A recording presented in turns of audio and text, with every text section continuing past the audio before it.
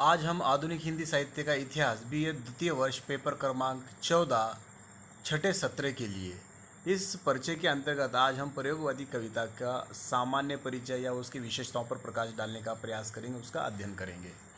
प्रस्तावना में हम देखेंगे कि हिंदी में प्रयोगवाद शब्द उन कविताओं के लिए रूढ़ हो गया जो सन 1943 अर्थात 1943 से 1959 में आज्ञे द्वारा संपादित तार सप्तक के माध्यम से प्रकाशन में आई।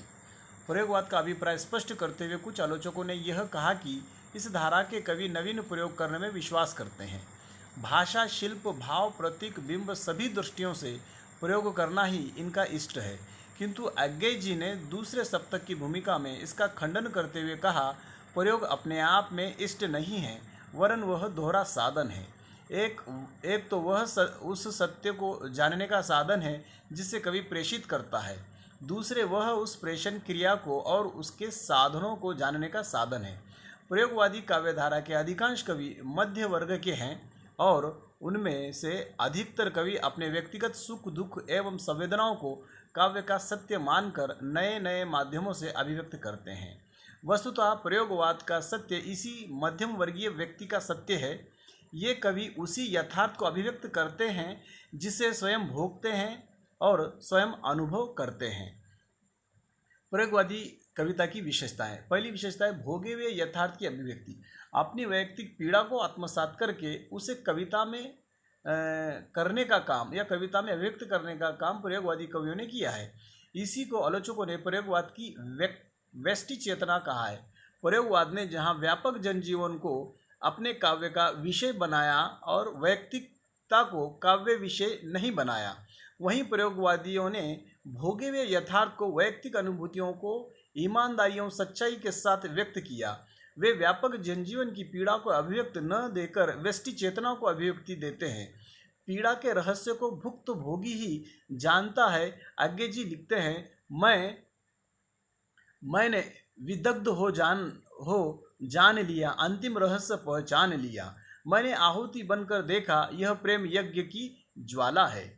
वैयक्तिक चेतना। आज्ञे की अनेक कविताओं में यह वैयक्तिक चेतना अहंवाद और स्वरति विद्यमान है। इत्यालम में वे कहते हैं, अंतर गुहावासी स्वरति, क्या मैं चिन्हता कोई न दूजी राह,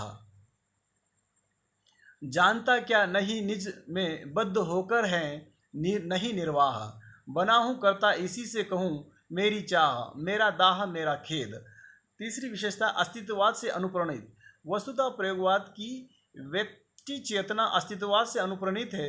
अपने अस्तित्व की रक्षा के लिए वह समाज के सामने समर्पण भले ही कर दे, किंतु अंततः नदी के द्वीप की भांति नया आकार देकर अपने अस्तित्व को प्रमाणित भी करते हैं। जैसे हम नदी के द्वीप है, स्थिर समर्पण है हमारा, फिर छनेंगे हम, कहीं फिर पैर टेकेंगे, कहीं फिर भी खड़ा होगा नए व्यक्तित्व का आकार।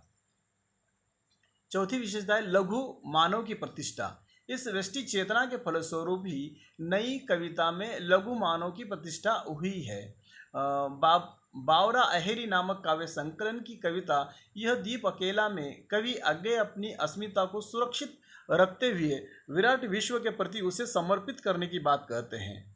जैसे यह दीप अकेला स्नेह भरा है, गर्व भरा मधमाता पर, इसको भी पंक्ति को दे दो। पांचवी विशेषता है समाजोन्मुखी। यह स्मरणीय है कि प्रयोगवाद की व्यष्टि चेतना समाजोन्मुखी है, वह समाज हित का विरोधी नहीं है। इसलिए कहता है, परे मनुज से नहीं कुछ, इसी तर्क से जीवन स्वतः प्रमाण है, दे दो खुले हाथ से दे दो कि अस्मिता विलय एकमात्र कल्याण है। छठी विशेषता है संतरास, अनास्था, निराशा और कुंठा। व्यष्टि चेतना से ही उत्पन्न होते हैं संतरास, अनास्था, निराशा और कुंठा, जो धर्मवीर भारती के अंधायुग में इस प्रकार अभिव्यक्त हुई है। हम सबके मन में उतर गया है युग, अश्वत्थामा है, संजय है दास वृत्ति उन दोनों वृद्ध प्रहारियों की, अंधा संशय है लज्जाजनक पराजय। सातवीं विशेषता है क्षणवादी जीवन दर्शन। वस्तुतः प्रयोगवाद की आधारशिला अस्तित्ववाद है। अस्तित्ववाद में एक ओर तो व्यक्ति की महत्ता प्रतिपादित की गई है, तो दूसरी ओर उसमें क्षणवादी जीवन दर्शन का महत्व दिया गया है। उन्मुक्त भोग, स्वच्छंदता, नैतिक मूल्यों की अवहेलना, दुखवाद एवं पीड़ा, नास्तिकता, नैतिक मूल्यों का विरोध जैसे मूल्य अस्तित्ववाद ने दिए दिए। यहाँ कवि इन सब से प्रभावित है। प्रयोगवादी कवि अपने लिए आधारभूत सामग्री इस अस्तित्ववाद से खोजता है, इसलिए वह क्षणवाद पर यकीन करता है। आओ हम उस अतीत को भूले, आओ आज की अपनी रग रग के अंतर को छू ले इसी क्षण, क्योंकि कल के वे नहीं रहे, क्योंकि कल हम नहीं रहेंगे। आठवीं विशेषता है व्यक्तिगत जीवन के सत्य को नग्न रूप।